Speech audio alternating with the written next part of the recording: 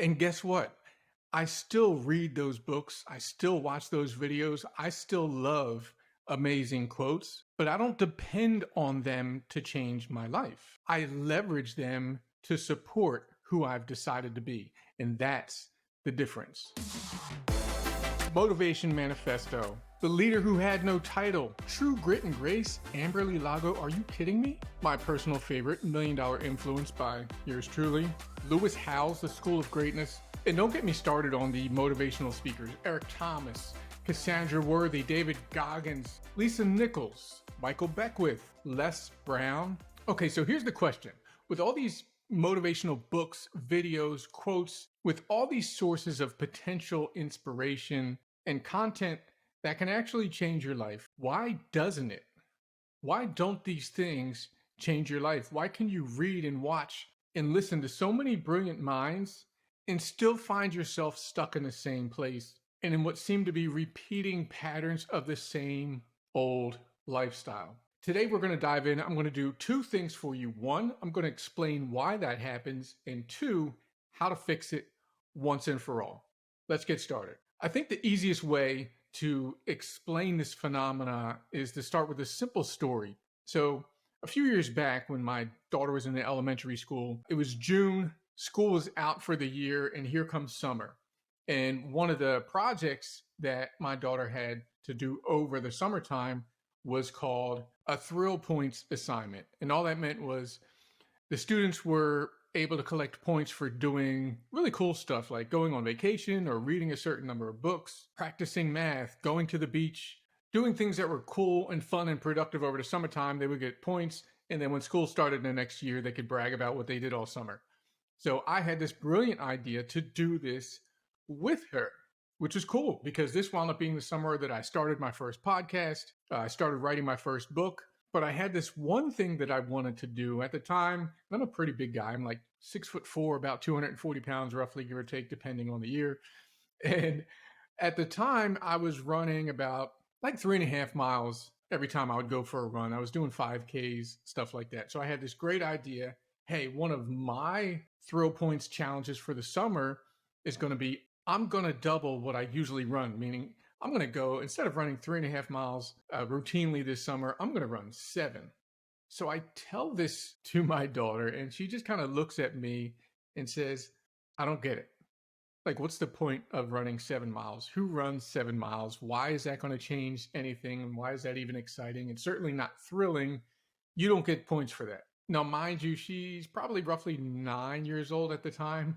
So I look at her and I'm like, well, what should I do? I mean, what do you want me to do? Run 10 miles? But she says, yeah, go ahead and run 10 miles. That seems like it's a good idea. And I just looked at her and I said, well, if I'm going to run 10 miles, then I might as well just do a half marathon at least, maybe do a fundraiser and do like the Philadelphia Marathon. Because at the time we were living right over the bridge from Philly in New Jersey. So she looks at me and she goes, yeah, that seems like it would make sense. So here I am. I answer the challenge. I'm like, well, then you got it. I'm going to do a half marathon. I'm going to raise money for cancer research. And that's going to be my biggest thrill point for the summer. Here's the problem.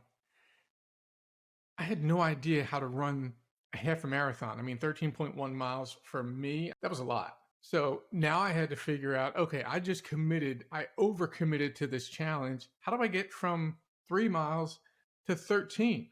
But then it dawned on me and I thought to myself, okay, Aaron, what would you tell one of your coaching clients to do? And the answer was really simple for me. Instead of figuring out how do I do it, I had to answer the question, who would I have to be?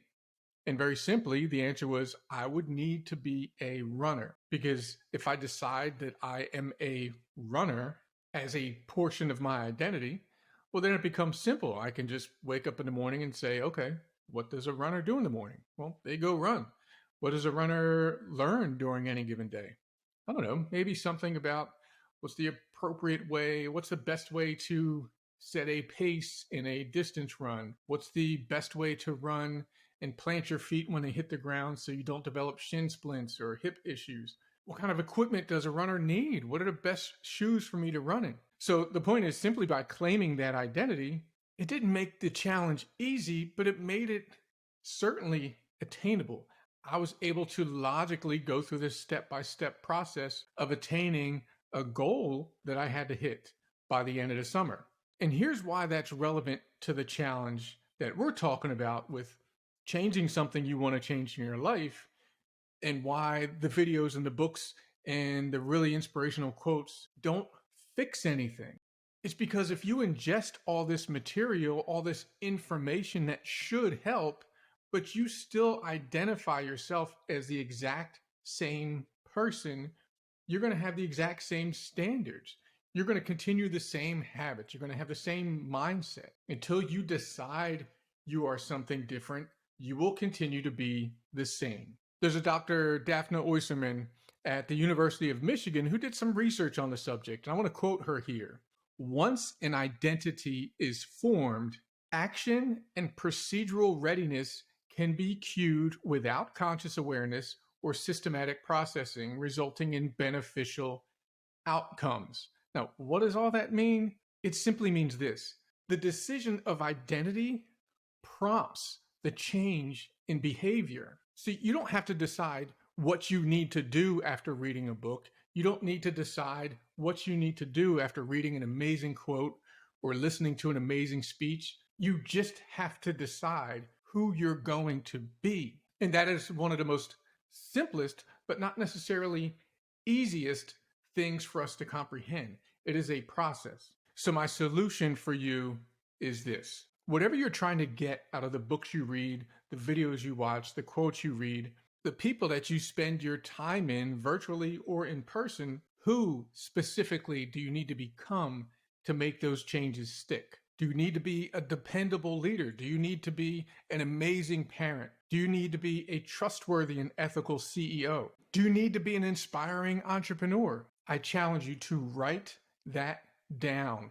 Post it somewhere, make it a wallpaper on your phone or iPad or your laptop, and decide that's who you are in the present tense, not in the future, but now.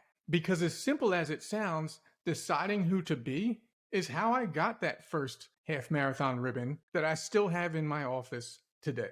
And guess what?